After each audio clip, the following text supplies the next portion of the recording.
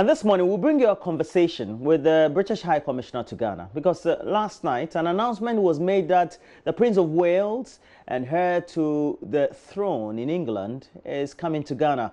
Ahead of that, we're having this conversation with the British High Commissioner on a number of issues, and possibly we'll be talking about exiting the European Union in Brexit by the UK and supports of the British for the Commonwealth as always, and whether there's any future for the Commonwealth at all, and how we should look forward to that great day in November when the Prince of Wales arrives on the tarmac of Ghana. But please also know that there's a special Ghana Connect today. It's focusing on making sure that we push for citizen input into the national budget. So stakeholders will discuss where the money in the budget or allocation should go. We'll also be pushing for allocations of resources that would impact the lives of many people beyond the great cities of Accra, Kumasi, into many areas of infrastructure, healthcare, water, education, and other social services. So make sure that you join us for that conversation on all our platforms, Joy FM on radio, and then also on social media platforms, JoyNews on TV, Joy 997, among others. Panelists will be Dr. Kwadwo Mensah Brampa. He's a senior technical advisor at the Ministry of Planning.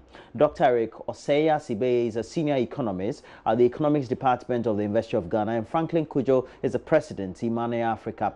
Also on the bill will be Florence Ayisi-Kwoti, Acting Director, the Department of Children, the Ministry of Gender, Children and Social Protection. So please make sure that you make a date this evening right here on the show, and also on our relevant platforms, Joy FM especially. Well, we have to make way for that conversation. But before we do that, please know that we'll keep you up to date with the latest on hotline documentaries and all that is happening on the channel. But please, let's get on to and speak about all the latest coming from Mangotideke, in which we want to get the latest update from Gifty and Apia on the help that 5 years after I did that documentary, Mangotideke's community members are getting.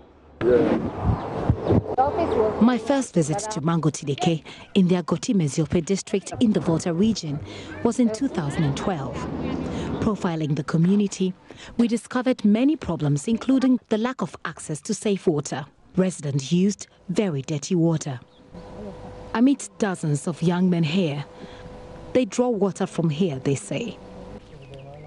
It's a tiny stream covered with weeds. Water is supposed to be colorless, but this has a light brownish color. It looks just like milkless tea. I doubted they actually drank this water. You have all these weeds on top of it. How do you fetch it? Or you stop using this water? No, yeah, using. There is no water that we can get around this community. Some 2 years ago, that's the nurses train the community man to pour in a medicine before you usually drink it. But as the Guinea One program has ended, there is nothing going on like that.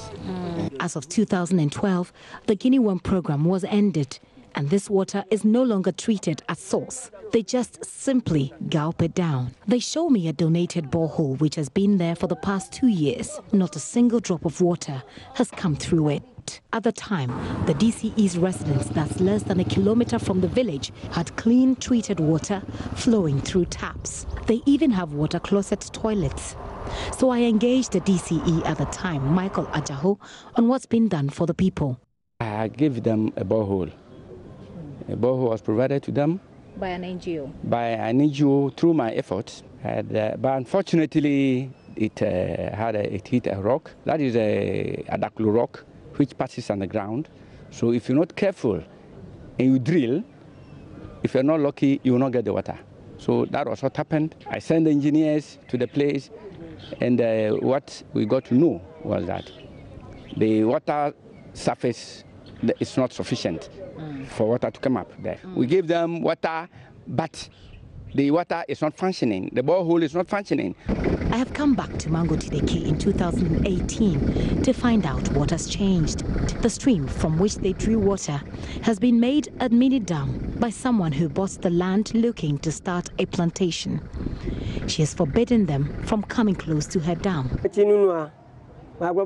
drilled a borehole for us, but the water isn't flowing. When the women go to fetch water, they struggle to get even 2 pans full. It's a worry to us. We travel long distances, and sometimes we don't even get water at all. But that's all we have. The new borehole he is referring to is close by, and I find a woman struggling to get water from it with pans lined up in a queue. They tell me these big pans have been here for over a week. Their fruitless efforts have led them to another source of water in the bush. We drink and bathe with it. It is dirty, but our only option. The borehole doesn't flow. Sometimes we filter this water for use.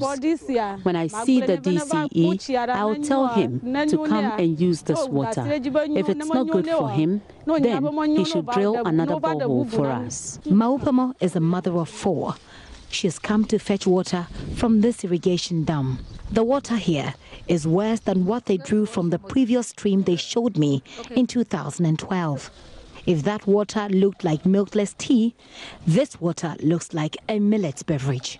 It is a brownish cocktail of soil, rotten wood and water. And I'm not quite sure how the people here treat it before they drink it. But whichever way you treat it, I'm not sure drinking this water is good. The last 5 years that I was here, the water they were drinking was better than this. For now, these people have had to make do with this water. Well, the DCE says...